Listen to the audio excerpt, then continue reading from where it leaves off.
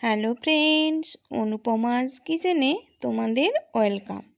আজ আমি তোমাদের অসাধারণ স্বাদের নিরামিষ ঘুগনি বানিয়ে দেখাবো।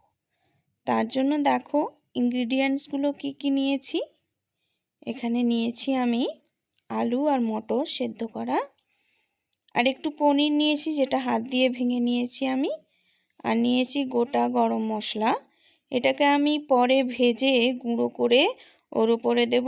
তার মধ্যে গোটা গরম মশলার মধ্যে একটু আমি নিয়েছি জায়ফলের টুকরো আর জয়িত্রীও, আর নিয়েছি তেজপাতা, গোটা জিরে, শুকনো লঙ্কা, আর নিয়েছি নুন, হলুদ আর জিরে গুঁড়ো, আদা লঙ্কা বাটা, টমেটো বাটা আর কাজু পোস্ত বাটা। তো এইগুলো দিয়েই করব আমি আজ নিরামিষ ঘুগনি। দেখো কড়াইতে তেল দিয়ে গোটা গরম মশলা একটু ফোড়ন দিলাম, তার মধ্যে দিলাম দারচিনি আর লবঙ্গ, শুকনো লঙ্কা আর গোটা জিরে আর তেজপাতা। ফোড়ন দেওয়ার পর ফোড়ন থেকে সুন্দর গন্ধ বেরোলে এরপর এর মধ্যে দিয়ে দেব লঙ্কা আর আদা বাটা। এখানে বলে রাখি, এই লঙ্কা বাটাটা দিলে কিন্তু ঘুগনির কালারটা হবে অসাধারণ। এখানে আর তোমাদের কাশ্মীরি লঙ্কার গুঁড়ো দিতে হবে না, এই লঙ্কার বাটাতেই কালারটা হবে খুব সুন্দর। আমার আদা আর লঙ্কা বাটাটা ভাজা হয়ে গেছে মশলাটা। এরপর আমি দিলাম জিরে আর হলুদ গুঁড়ো একটু জলে গুলিয়ে আমি দিয়ে দিলাম। এরপর মশলাটা ভালো করে কষাতে হবে, ভালো করে মশলাটা কষাতে হবে যতক্ষণ না মশলার উপর তেল ভাসবে, ততক্ষণ পর্যন্ত মশলাটা ভালো করে কষাতে হবে। এই যে দেখো তেলও ছেড়ে দিয়েছে, আমার মশলাটা কষানো হয়ে গেছে। এরপর আমি দেব টমেটো বাটা। টমেটো বাটা দেওয়ার পরও ভালো করে নাড়তে হবে, কারণ টমেটোর যে একটা কাঁচা গন্ধ, সেই গন্ধটা যাওয়া পর্যন্ত ভালো করে ভাজতে হবে। টমেটোটাই দেখো আমার ভাজা হয়ে গেছে। এরপর এর মধ্যে দেব কাজু পোস্ত বাটা।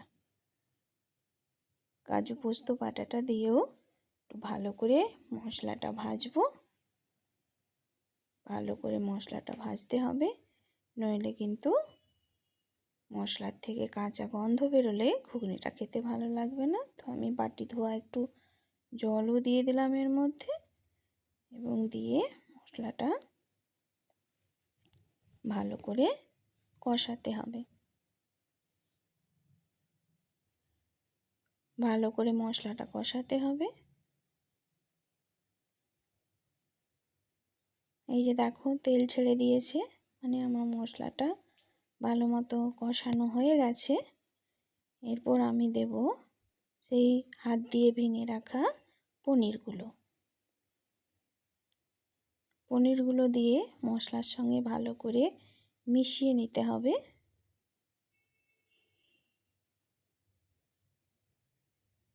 ভালো করে মিশিয়ে নেব পনির দিয়ে। মেশানো হয়ে গেছে। এরপর আমি এর মধ্যে দিয়ে দেব আলু আর মটর, সেদ্ধ করে রাখা আলু আর মটর, যেটা আমি রাত্রে ভিজিয়ে রেখেছিলাম এবং সকালে সেটা সেদ্ধ করে নিয়েছি। সেই আলু মটর এখানে দিয়ে দিলাম। সেদ্ধ করা আলু মটর দিয়ে ভালো করে মশলার সঙ্গে একটু কষিয়ে নেব। মশলার সঙ্গে কষালে দেখবে টেস্টটা খুব ভালো হয়। এখানে দিয়ে দেব পরিমাণ মতো লবণ, আর অল্প একটু চিনিও দিতে হবে, কারণ যেহেতু আমি টমেটো বাটা দিয়েছি, সেই ব্যালেন্স করার জন্য আমি অল্প একটু চিনি দিয়ে দিলাম। সমস্ত উপকরণ দিয়ে ভালো করে মিশিয়ে নিতে হবে। ভালো করে মিশিয়ে নিয়ে এরপর আমি দিয়ে দেব পরিমাণ মতো জল। বেশি এটা ঝোল ঝোল হবে না, কারণ লুচি দিয়ে খাওয়া হবে, তাই বেশি ঝোল ভালো লাগবে না। তোমরা তোমাদের পছন্দ মতো জল দেবে, যেরকম ঝোল রাখবে সেরকম জল দেবে। আমি অল্প করে জল দিলাম।